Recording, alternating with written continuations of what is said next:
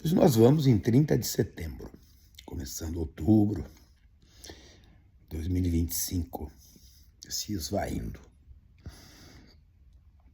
Tantas coisas têm acontecido no mundo que, às vezes, na hora de hierarquizar e dar importância àquelas questões que, do meu ponto de vista, pelo menos, têm a capacidade de modificar a própria civilização, nós ficamos em temas não menos importantes, mas que são temas que, na verdade, são produto de algo mais relevante, de algo subjacente, talvez nem tão visível.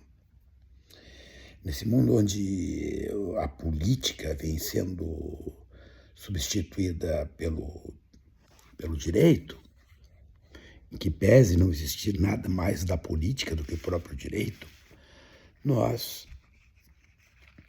e é natural que assim seja, somos consumidos pela manchete do dia. Quando nós olhamos para os Estados Unidos e vemos aquela coisa horrorosa chamada Donald Trump, MAGA, aquelas coisas todas, a primeira sensação que nós temos é de um certo enjoo, uma certa nojeira. Quando a gente vê ele falando, aquela coisa assim, é um troço, é um imbróglio, né? Aí a gente vê aquela relação dele com Epstein, né? Questão de pedofilia, de não sei o que e tal. Dá um embrulho no estômago isso aí, né?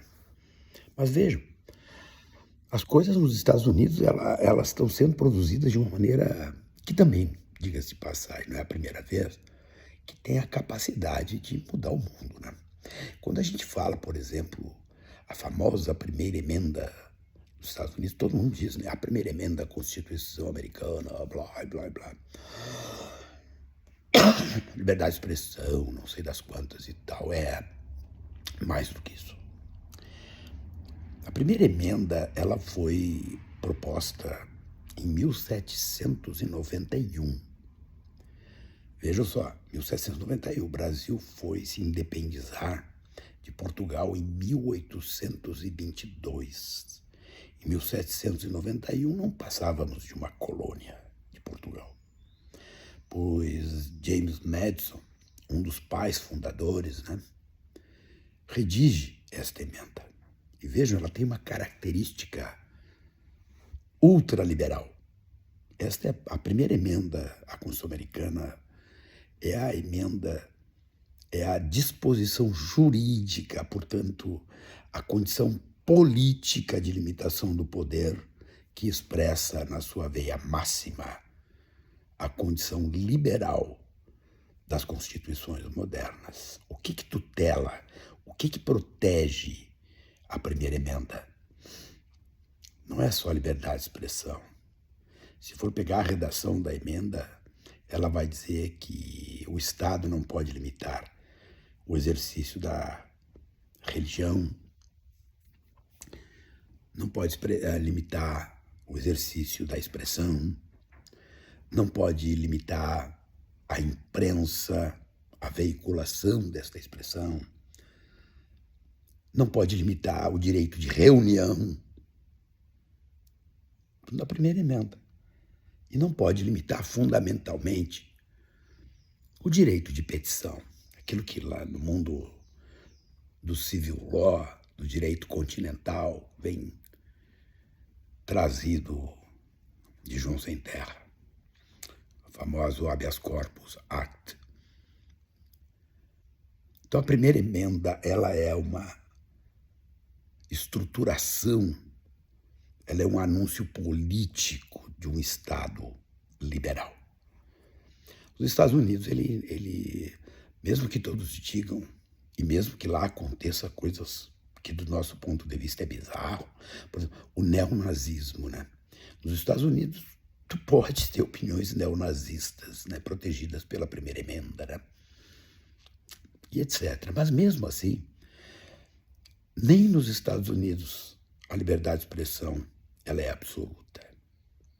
Por exemplo, para não perder muito tempo, as questões que geram perigo elas têm limitação. A Suprema Corte já decidiu isso 200 vezes. Aquela história, posso eu, isso vem de uma decisão americana, gritar no meio de do cinema, fogo no cinema?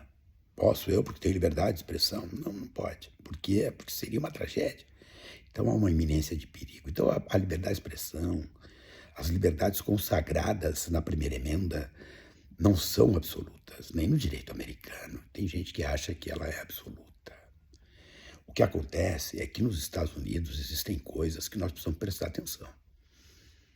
O macartismo, que aconteceu lá pela década de 50, em plena Guerra Fria, o que ela produziu? Produziu a caça de comunistas, né, aos comunistas. Quem se dizia com liberdade de expressão partidário de uma convicção socialista era tratado como traidor ou subversivo. E MacArthur, um senador americano, promoveu uma caça a essas pessoas, que terminou, inclusive, em cadeira elétrica para alguns, como Sacco e Vanzetti, como outros tal, né? Especialmente no mundo da intelectualidade. Isso aconteceu, aquelas caças no mundo da arte, né, em Hollywood. Então, isso é dos Estados Unidos, isso aconteceu lá, basta ir lá olhar. Portanto, a liberdade de expressão nunca foi esse negócio que todo mundo acha que é. Ela é atacada constantemente. Na marcha, nos movimentos pelos direitos civis, né, muitas coisas eram limitadas. E agora, Donald Trump começa a exercer essa coisa de um jeito tão gigantesco que tem a capacidade de modificar a ordem jurídica mundial neste aspecto. Vejam um absurdo do negócio. Nos Estados Unidos, ser supremacista, branco, racista, ser neonazista, diz a extrema-direita americana que isso é protegido pela liberdade de expressão, pela liberdade de reunião. Podem os neonazistas se reunirem? Sim, mas Donald Trump vem e decreta que os movimentos antifascistas são terroristas. Tá aí, para quem quiser ver. Ou seja, ser neonazista pode, mas ser contra os neonazistas não pode. A gente tem que começar a entender essas coisas de um jeito que não romantize o mundo da política e não transfira para o mundo do direito algo que, na verdade, não é do direito, é da política. E aí está a necessidade de que nós nos engajemos na defesa da democracia. Vejam as ações do Trump, por exemplo, contra o Wall Street Journal, contra o New York Times. Veja a ação dele a partir da Comissão Federal de Comunicação, que interfere nas aquisições, nas fusões, que ameaça as concessões para direito de exercer a propriedade sobre mecanismos de imprensa. É um negócio fantástico.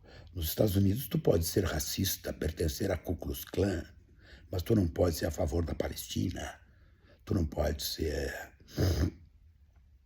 a favor das universidades, do livre pensamento, da construção do livre conhecimento. Olha o que eles estão fazendo concretamente.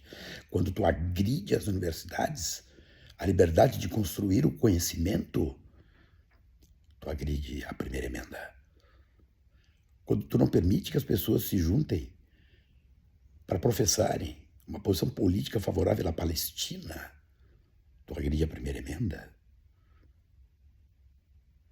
Então nós precisamos compreender essas coisas.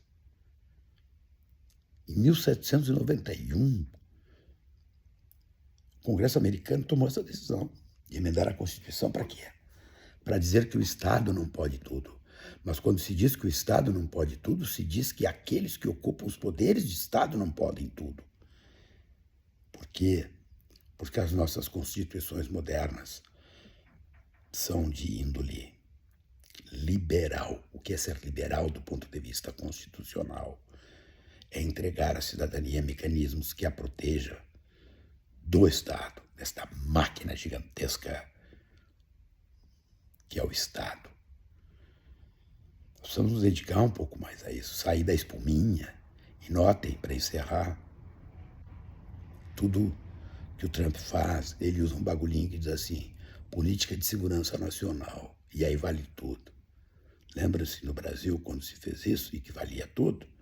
Termina como? Nas masmorras, nas mortes, na ditadura, na autocracia e na pretensão totalitária. Eu vou voltar nesse tema. Mas lembre-se do seguinte, fica esta pequena marca. A primeira emenda americana nasceu em 1791. O Brasil foi ser independente só em 1822. Olha a quadra